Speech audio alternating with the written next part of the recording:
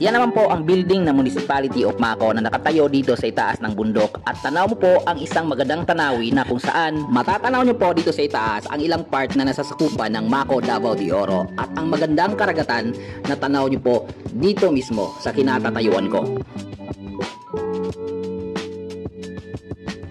At talagang masasabi ko na napakasulit tumambay dito, lalong-lalo na sa umaga dahil malamig yung klima at presko yung hangin.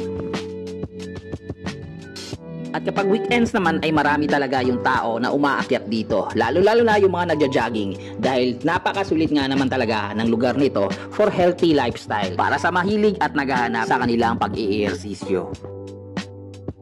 At dito naman na side yung kanilang pababa o exit point ng munisipyo nila. So makikita nyo ang ganda ng yung pagkagawa ng kanilang daan dito pababa. So talagang tanaw mo pa rin yung tanawin sa gilid. Yun oh, diba? Sulit na sulit. At meron din sila inilagay dito na gym ng basketball dito sa itaas. At yan po ang makikita nyo. Meron din silang photo booth na I Love Maco na naka-abstract yung kaniyang pagkapintura. At sa kabila naman ay meron din kayo makikita na parang magandang photo booth. Yan, makikita mo at tanaw mo yung tanawin sa itaas.